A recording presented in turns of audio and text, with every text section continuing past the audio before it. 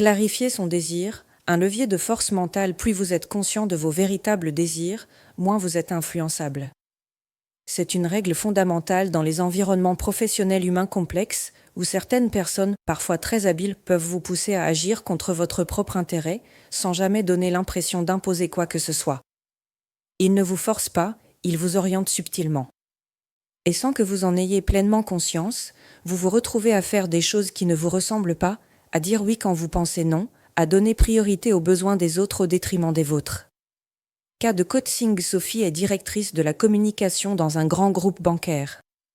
Quand elle me contacte, elle se sent confuse, en perte d'élan. Elle doute de ses décisions, elle perd confiance en elle. Un glissement insidieux. Nous retraçons le fil. Ce brouillage intérieur a commencé quelques mois plus tôt avec l'arrivée d'un nouveau directeur fonctionnel. Très charismatique, direct et confiant, il instaure d'emblée une relation de proximité avec Sophie. Il valorise ses qualités, lui confie des missions intéressantes. Puis, les demandes se déplacent, elle relie ses mails. Elle intervient à sa place dans des réunions. Il l'appelle en dehors de ses horaires habituels pour lui demander son avis sur des sujets qui ne la concernent pas, etc. Sophie s'adapte.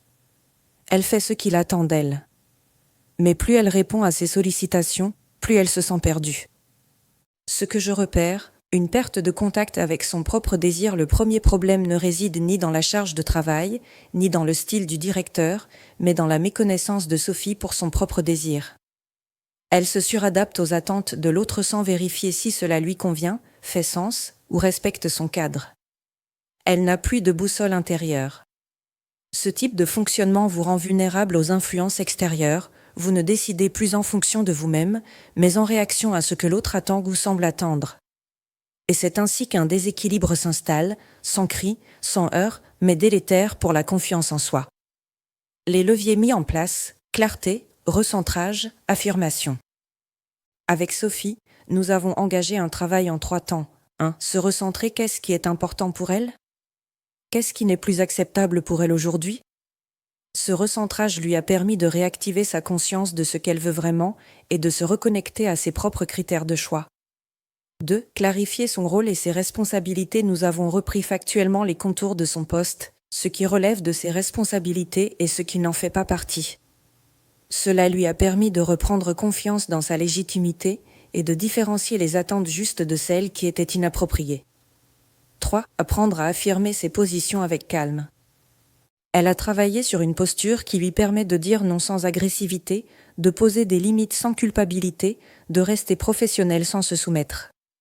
Et surtout, d'agir en respect d'elle-même et non pour maintenir une image ou éviter une tension.